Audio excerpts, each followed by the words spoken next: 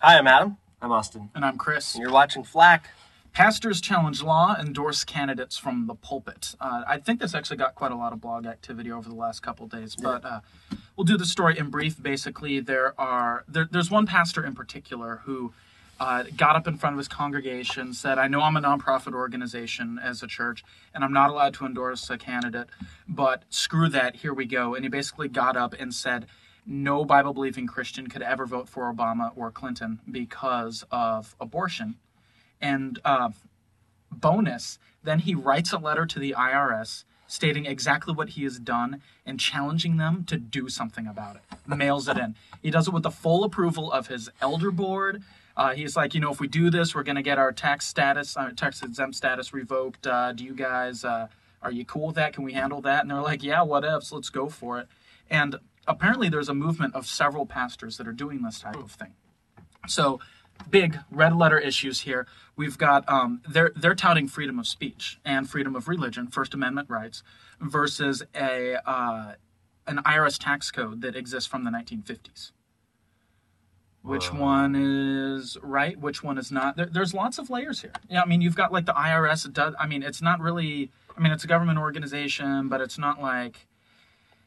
The IRS doesn't really have police enforcement for the Fed, is what it is. Yeah, but it doesn't really have constitutional oomphda out there. No, yeah, the IRS has none whatsoever. And I know that you are going to be tempted to probably jump into a whole lot of just IRS hoopla. But right. Really, I think the interesting thing is there was one quote that I wanted to read. Let's see here. Let's see if I can find it. Oh dear. This is while you're looking for that quote. There we go. Okay, go ahead.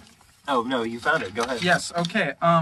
We've got a tax exemption is not a right. It's a privilege that comes with certain restrictions, which is what a Reverend Barry Lynn, executive director of Americans United for the Separation of Church and State.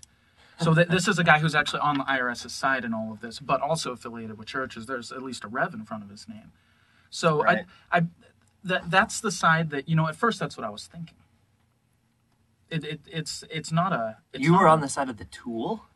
Look, I try to sit on both sides, right? You can't just make a decision. You've got to look at both sides and evaluate them. And that was my rehearsing the other side's lines. And I think that's bass backwards. Well, kind of. Well, I'm glad that you've come around to that because you told this story so heroically. Basically, okay, talk me down. Talk you down. Yeah. I don't know. From my. I think the IRS is correct in this, gentlemen. What say you? Well, you're gonna. Maybe I misunderstood what you said, but no. He's playing that. Yes. Devil's advocate. Yeah, I know that, but I don't think I follow what you said because it sounded like you were saying that the IRS, the pro IRS side of this issue has it wrong. That's what I thought you were saying. I think they have it backwards, but you have something to contribute. Let's not go over what I was just trying to say. The whole issue of rights and privileges is interesting because apparently we no longer in this country for a while have the rights to our own money and our own livelihood, to make money, to build things. Everything we own belongs to the government, and then we can keep some of it as a privilege. We're privileged to keep some of our hard work, our labor, and I think that's completely backwards. It's sad, and maybe someday, hopefully, we'll get to a point. I'd like to say a bunch of things that I'm not going to say. Ding. But as to what I think should happen. But in the short run, I'd like to see Americans figure out how to take back the country and put an end to this ridiculous. Our founding fathers would be rolling over in their graves talking about how the government grants us privileges. The almighty government, God grants us privileges, where we get to keep some of our money and the rest of it belongs to the government. Well, this is the trick to me because actually I think you pulled out just the right quote, because whenever somebody starts talking about rights and privileges, I think of bad parenting and very over-enthusiastic, self-styled patriots. Explain. Well, I was kind of curious if you would help me work through this, because talking about rights and privileges always rubs me the wrong way, and I've never really been able to figure out why that is. I know that we have been endowed rights by our Creator, as stated in the Constitution, but there's also a render unto Caesar type of there's that theme perhaps running through this as well. But the primary impulse of the Christian is giving up rights for the well-being of others. Yes, but a coerced giving up, any kind of coercion. It's coercion. Any coercion in that, from that. is really problematic. It's anti-Christian. Well, and see, here's the real issue, because I mean we know that the individual should render unto Caesar something, and it's unfair. We don't really like it, but I mean, shoot, it's got our president's face stamped on it. We might as well give it back to the president in some form or another. That type of thing doesn't really bother me so much. I'm not going to move to the woods and burn my Social Security card and never pay taxes again. It's right. So. But something that's interesting here is this is a church. The argument goes that we make churches tax exempt so that the normal public that might not be Christian or might not want to go to this particular church does not have to subsidize that church. And that word subsidize is very key here, because the idea is that everybody should be paying taxes, period.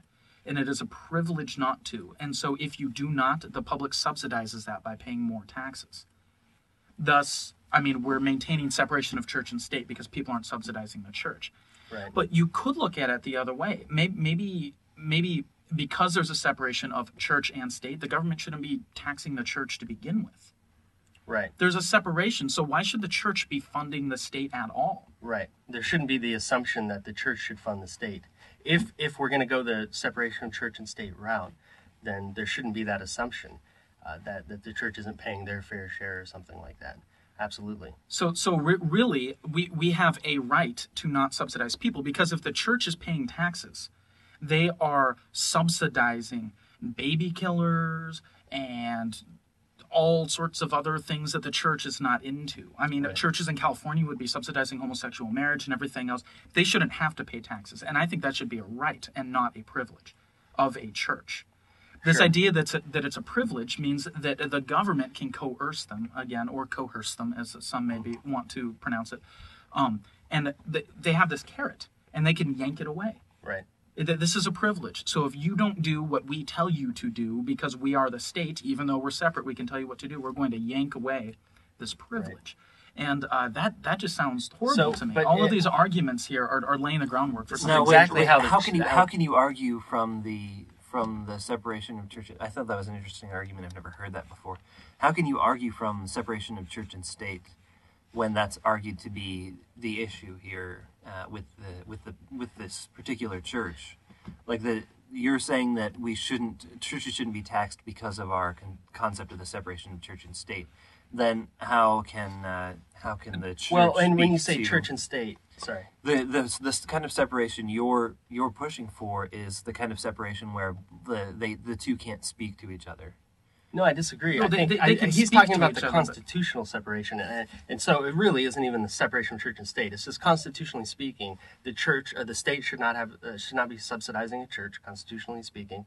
And so why would not be subsidizing the state, why would there be an assumption that the church isn't paying their fair share, or something like that, when our Constitution already assumes that they ought not to be directly involved in one subsidizing the other, anyways. So what you're talking about is actually quite constitutional, and I think that's where your argument flows from. And then there's also the issue of the modern assumption of church and state, which of course has all kinds of problems.